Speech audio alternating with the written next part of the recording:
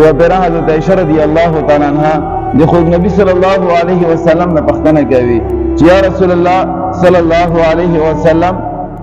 احد کی چونکه پیغمبر علیه الصلوۃ والسلام ته ډېر تکلیف ورسېدلو د خود نبی صلی الله علیه وسلم تنده مبارک هغه چې کوم زخمی شول پکې غاښونه مبارکه د پیغمبر علیه الصلوۃ والسلام پکې شهیدان شول نو ډېر زیات تکلیف حضور نبی کریم صلی الله علیه وسلم ته احد په میدان کې ورسېدلو. حضرت عائشہ رضی اللہ تعالی عنہا د خود نبی صلی الله علیه وسلم نه پختنه کوي چې یا رسول الله صلی الله علیه وسلم کم تکلیف چې تا ته په احد کې ملاو شوی دی دین زیات تکلیف چیرته تا ته ملاو شوی دی دین ډېر تکلیف تا چیرته برداشت کړای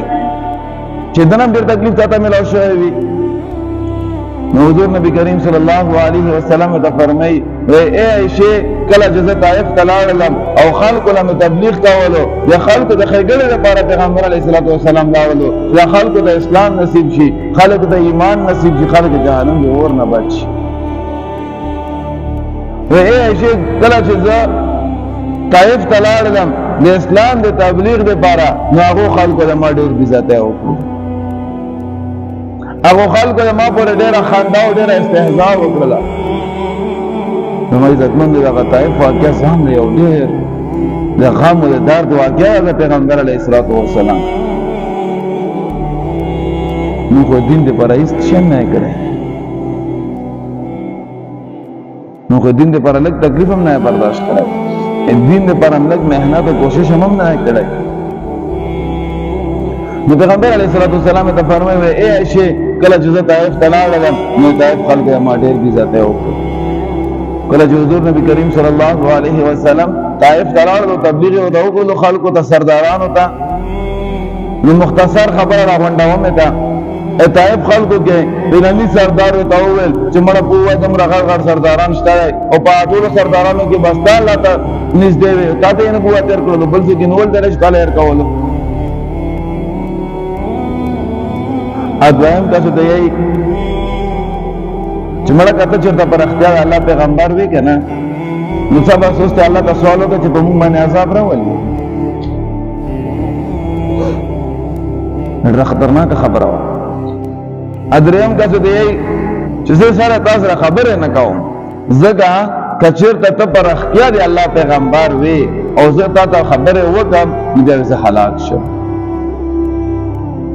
او کچیرته ته په دروغه پیغمبر داوی کوي نعوذ بالله من ذلک نو بیا زه تر غوزن سره خبره کوم نو لہذا زه تاسو سره خبره نه کوم او بیا یې کلی چې کم ځوانان ویډ کیو او کم نه هغه خادمان غلامان هغه ته و چې تاسو زر تر سره چې کنه موږ وطن نه وباسا طائف نه زر تر سره بهر کو او ویډ کی په سیکړو په کانو یې وشتلو په دا موقع کې سره زید ابن حارثه رضی الله تعالی عنہ موجود دی زید ابن حارثه خپل فرمای وای کله چې دا غوړ کې موږ پسې شول او موږ په تیګو باندې وشتلو وای ما کوشش کوله چې پیغمبر علیه الصلوۃ والسلام بچ کوم زه په تیګو ولګي کوم چې پیغمبر علیه السلام په تیګو ونه لګي حضرت زید بن حارثه رضی الله تعالی عنہ بیان کوي وای وتی راغله او پیغمبر علیه الصلوۃ والسلام د خپل مبارکه باندې ولګیدل او سخت به باندې ولګیدل او ټول بدن د پیغمبر علیه الصلوۃ والسلام په هغه تیګو باندې لګیږي د دین دی وجه حدیث مبارک کې راځي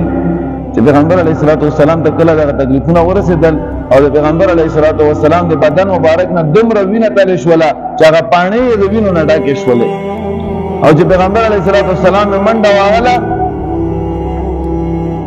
نو کله چې بوټ کې وبه یا وینه پرته وي کنه دا بوټ आवाज کوي شغتاري غونډه आवाज کوي نو د پیغمبر علیه الصلوۃ والسلام دغه پانی مبارک چې وینه نه ډکه شوی او پیغمبر علیه السلام منډه وهله نو هغه وینه आवाज کوله په خیمه چراغ له आवाज وی کوله دومره تکلیف ته ورساو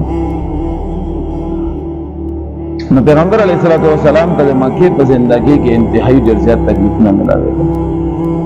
ابتدایي دور کې مې ته ملاو شوی دی په آخري دور کې هم پیغمبر علیه الصلوۃ والسلام ته انتهایی ډېر زیات تکلیفونه ملاو شو نو چې کوم مکه ابتدایي دور دی چې هغه تکلیفونو نه ډک دی په هغه تکلیفونو کې خپل در ابو لهب هغه سره فهرست هم په مخکې وو کله پیغمبر علیه الصلوۃ والسلام دعوت ورکړو نو ټول نه تلنی تیږي ابو لهب راواغستله پیغمبر علیه الصلاۃ والسلام په تیږو باندې وشتلو او بیا خلکو ته چې ما ورياره لیوانه شوی نعوذ بالله من ذلک. کله چې پیغمبر علیه الصلاۃ والسلام خلکو ته تبلیغ کول بازار کې روانو ابو لهب ته شاده تیږو باندې ډکونه کاون. دا زیات تکلیف والا زندگی دا، ډېر انتهایی د تکلیف ده زندگی دا، تکلیفون نډکه زندگی د پیغمبر علیه الصلاۃ والسلام. نو پیغمبر علیه الصلاۃ والسلام ته چې کله د تکلیفونه ملاوېدل او اسراء چې کوم د کفارو پیغورونه ته ملاوېدل،